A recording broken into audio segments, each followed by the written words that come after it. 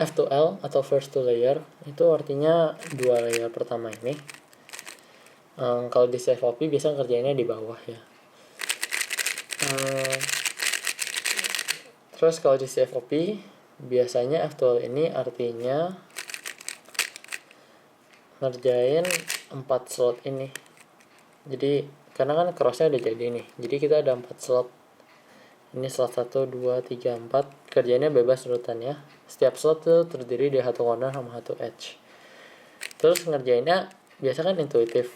Jadi ya kerjanya pakai logika. Terus kerjanya itu karena pakai logika, kita perlu beberapa kasus atau gerakan-gerakan dasar buat ngebantu logikanya. Misalnya kayak gini, bisa masukinnya R, U aksen, R aksen. Kalau kayak gini R, U, R aksen. Ada juga kalau dari sini R, U2, R aksen. Bisa juga masih kasus ini ya, masukinnya dari sini R aksen, F, R, F aksen. Kalau begini F, R aksen, F aksen, R. Terus apa lagi ya, kayak gini, dari sini kayak gini tapi dari sini F aksen, U, F sama kayak begini F aksen, U aksen, F. Ya itu kasus-kasus dasarnya ada banyak. Maksudnya ada itu, masih ada yang lain mungkin aku nggak gitu hafal, lupa juga. Tapi itu cuma bahas dari sisi ini. Kalau misalnya dari sisi belakang sini ya harus di mirror lagi. Kalau dari sisi belakang sini harus di mirror lagi, karena ribet kan kalau misalnya kita dapat kasus kayak gini, kita rotasi 2 kali baru masukin. Mending dari sini kita pakai tangan kiri kita buat masukin gitu. Nah kalau begini ya, kalau begini bahkan diginiin ya, gitu kan agak susah ya. Mending dari sini begitu. Jadi pahamin gerakan-gerakan dasar itu, terus dari setiap sisi gimana cara pakainya. Terus kalau misalnya kita belajar F2L juga kadang disebut kalau ada 41 kasus F2L, 41 kasus itu cuma bahas kalau misalnya dari sisi ini. Kalau misalnya dari sisi ini algonya udah nggak ada ya. Jadi harus pertama kita ngerti dulu kalau misalnya dari sisi ini ngerjainnya kayak gimana. Habis itu pelajarin deh kalau dari sisi lain kayak gimana.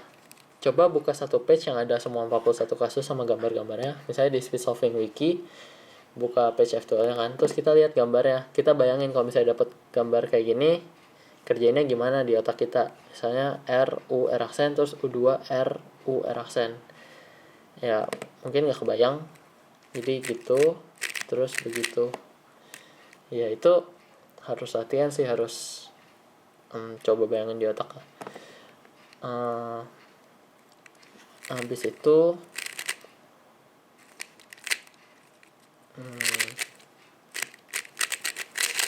manfaatin juga yang namanya empty slot.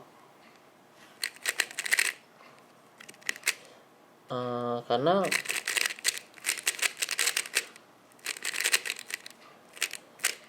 gimana ya, kayak gini misalnya kasus kayak gini, kita bisa aja rotasi begini kan, atau rotasi begini juga lumayan enak sih. Atau bisa satu cara lagi, masukin dari sini begini ya. Ini empty slot itu bisa dilakuin karena ada F2L yang belum jadi.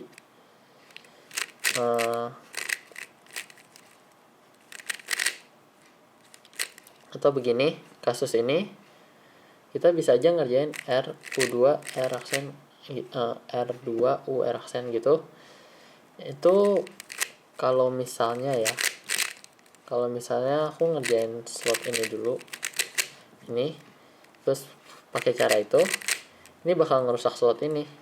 Tadinya udah di luar kan, jadi tadinya udah masuk tapi jadi keluar lagi. Nah itu ya, itu namanya pakai empty slot. Karena kalau contoh tadi karena ini emang nggak ada isinya gitu ya, jadi kerjain aja nggak apa-apa, dia ngerusak nggak masalah. Itu namanya empty slot. Ya maksudnya manfaatin bagian-bagian yang belum jadi gitu di F2L. Karena kan 41 kasus tadi tuh cuman bahas kalau misalnya slot ini yang tinggal sisa ini, 3 lain udah jadi. Kalau misalnya baru mulai F2L kan semuanya masih belum jadi kita bisa manfaatin aja. ya begitu. Terus bentar ya, pelajarin juga namanya orientasi edge. Jadi good edge sama bad edge. Singkatnya aja, good edge itu edge yang enak buat dikerjain, bad edge itu edge yang kurang enak buat dikerjain. Cara taunya good edge atau bad edge itu misalnya dari sisi ini nih, ini ada edge oranye hijau, atasnya warna oranye, depannya posisi yang kita pegang depannya hijau sama belakangnya biru. Karena ini oranye terus ini hijau biru, oranye ini nggak seberangan sama hijau sama maupun sama biru, jadi dia ini bad edge. Tapi kalau misalnya kita rotasi begini atau rotasi begini, sisi depan kita warnanya merah atau oranye belakangnya, terus ini warna oranye kan, jadi oranye seberangan sama merah kan, atau sama oranye lah ya. Jadi karena dia sama atau seberangan berarti dia good, ini jadi good edge. Nah ini salah satu triknya, kalau misalnya di sini bad edge, di sini jadi good edge. Good edge itu bisa kerjain cuma pakai gerakan R, U sama L kadang. Ya ini tadi pakai R doang ya. Kalau bad edge harus dikerjain pakai F, ribet, biasanya nggak enak ya. Maksudnya kalau kebanyakan pakai F atau pakai B, kadang bad edge juga harus pakai B, itu nggak enak kerjainnya. Mending rotasi aja, rotasi sekali kalau misalnya dia ada di atas. Tapi kalau misalnya ada di bawah kayak gini, ini agak ribet. Kalau misalnya agak ribet karena ini cara lihat dia bad edge dulu itu, kita lihat sisi warna depannya ini, warnanya oranye, kita punya hijau sama biru, nggak sama kan. Kalau kita rotasi, depannya jadi hijau, ini oranye merah juga nggak opposite. Tadi ini oranye hijau biru nggak opposite, oranye nggak opposite sama hijau, oranye nggak opposite sama biru. Dari sini hijau nggak opposite sama oranye, hijau nggak opposite sama merah, berarti ya dia bad edge. Mau dirotasi gimana pun bad edge. Supaya nggak bad edge harus dikeluarin dulu, setelah dikeluarin baru kita rotasi, dia bisa jadi good edge ya kan. Tadi habis kita keluarin kan dia di sini nih, warnanya atasnya oranye, hijau, biru, bad edge. Tapi begitu kita rotasi dia jadi good edge. Ini oranye sama merah opposite kan. Kalau misalnya dia good edge ada di bawah tapi good edge, gini deh,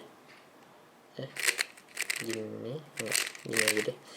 Nih kita masih bahas hijau oranye ya. Kalau dia good edge, misalnya ini kan hijau seberangan sama biru, berarti dia good edge. Kalau kita rotasi, oranye seberangan sama merah juga dia good edge. Sekali dia good edge, kalau misalnya dia di layer 2 dan good edge, begini juga good edge, begini juga good edge kan, ini hijau biru. Begini juga good edge, oranye sama oranye. Dari sini juga dia good edge, ini oranye sama oranye kan. Kalau kita rotasi, hijau sama biru juga tetap good edge.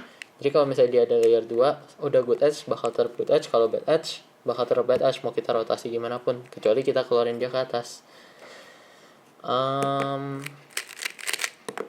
Itu tentang orientasi. Jadi F2L itu yang penting itu look ahead. Nah gimana supaya look aheadnya gampang, look aheadnya bagus ya, ngerti dulu apa itu good edge sama bad edge, orientasinya. Terus latihan sama slow solve.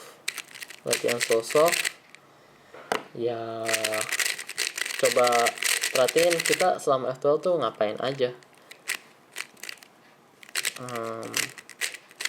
Misalnya begini nih, ini bad edge nih, jadi mungkin dikerjainnya nanti aja. Sebaliknya ini good edge, biru merah, jadi kita bisa ngerjain itu dulu, masukin. Ini juga good edge nih, bahkan udah jadi di posisinya. Oke, terus dari sini gimana ya, ini bad edge, ini good edge ya. Oh ya, ini good edge, jadi kita bisa ngerjain itu, cornernya di belakang sini ya. Nah terus ada di sini, ini kan bad edge nih, kita rotasi aja. Satu contoh lagi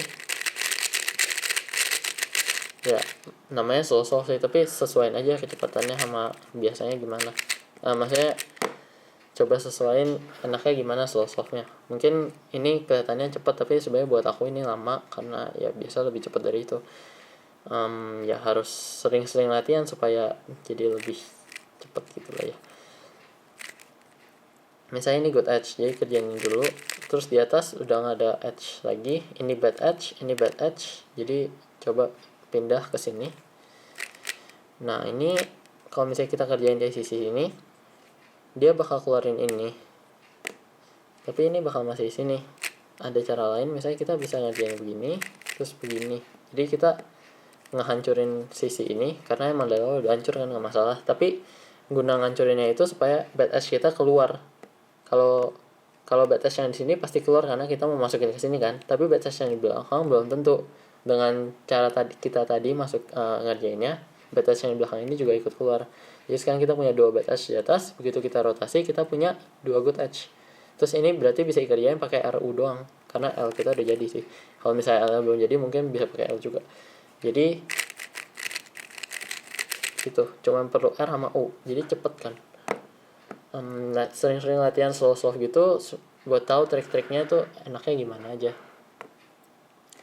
Nah terus selain itu juga ada trik lain lagi, banyak banget. Salah satunya misalnya gini, ini ngerjainnya bisa kita beginiin terus masukin. Kita kan tadi ngeluarin ini, tapi masukin ini gampang sebenarnya.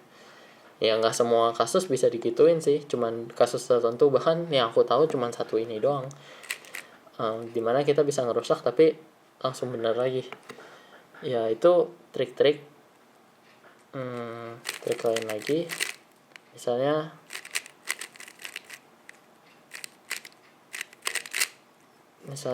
ini corner ini sama edge-nya di belakang sini, meski ini good edge tapi ini tetap aja kasus yang ribet.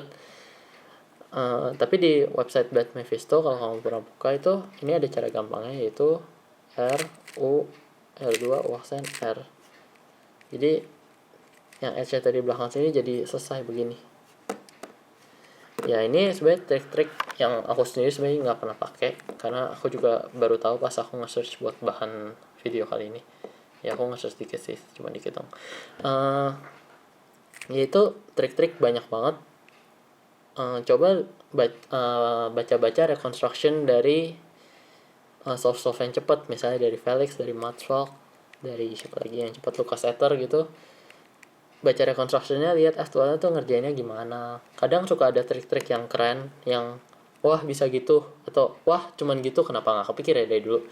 Nah trik-trik kayak gitu tuh bisa dipelajarin terus bisa dipakai di soft kamu sendiri, jadi harusnya bisa lebih cepat. Terus trik terakhir, bukan trik terakhir sih, maksudnya bahasan terakhir yang sedikit disinggung doang ya, nggak bakal dibahas banget, itu tentang multi slotting. Gampangnya itu kita inti dari multi slotting itu nyelesain satu slot selagi nyiapin buat ngisi slot lainnya. Misalnya kayak gini, ini kan enak nih tinggal gini, tapi slot selanjutnya agak ribet. Nah kita bisa aja nambahin gerakan L, terus maksudnya L aksen, masukin baru balik L. Ini slotnya ini langsung jadi pair ya, jadi enakan ngerjainnya. Ya ini multi slotting itu contoh paling gampang dari multi slotting sih, maksudnya ada contoh-contoh lain yang lebih ribet tapi aku sendiri nggak gitu hafal.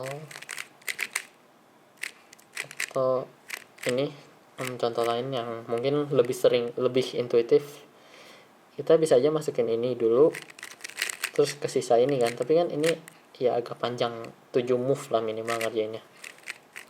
Nah atau cara lainnya kita bisa setup ini dulu. Jadi kalau tadi kan kita masukin ini dari sini, kita masukinnya dari sini secara nggak langsung ya, kita mau setup ini sambil masukin ini gitu. Itu salah satu contoh multi slotting lainnya. Terus terakhir mungkin bakal bahas tentang last layer control. Jadi last layer control itu intinya mempengaruhi last layer supaya pas lagi F12 supaya last layernya sedikit lebih gampang. Misalnya kalau kita masukin dari sini nih, kita dapat OLL-nya tuh titik edge-nya belum terorientasi semua. Padahal kita bisa aja masukinnya begini supaya setidaknya kita dapat 2 edge yang udah terorientasi. Biasanya ya, kasus yang 2 edge udah terorientasi itu OLL lebih gampang daripada yang semuanya belum terorientasi. Nah ini salah satu bentuk dari last layer control. Ada banyak banget last layer control, nggak cuma pengaruhin edge, bisa pengaruhin corner, bisa kita paksa supaya OLL skip, bisa kita paksa supaya PLL skip, ya banyak banget. Bisa juga supaya cornernya udah jadi semua sisa edge-nya, ya itu juga ada. Itu semua namanya last layer control dan banyak banget algo-algonya atau sekedar trik-triknya doang. Kayak cara masukin tadi kan cuma beda masukin begini sama masukin begini, sama dari sini sama dari sini, tapi ya itu itu juga salah satu bentuk cluster control yang lebih intuitif daripada pakai algo. Ya udah, jadi itu aja bahasannya tentang F2L. Paling penting mungkin ya balik lagi ke tadi, sering-sering latihan, sering-sering slow solve supaya look ahead-nya bisa lebih lancar. Kalau misalnya sering slow solve kan kita harusnya bisa tahu kebiasaan kita di F2L mau gimana, atau kita bisa ketemu trik-trik F2L baru yang mungkin harusnya bisa dipakai di solve tapi karena nggak pernah latihan jadi nggak biasa. Dengan latihan slow solve nanti di solve beneran mungkin bakal keingat beberapa trik yang udah dilatih di slow solve gitu. Oke.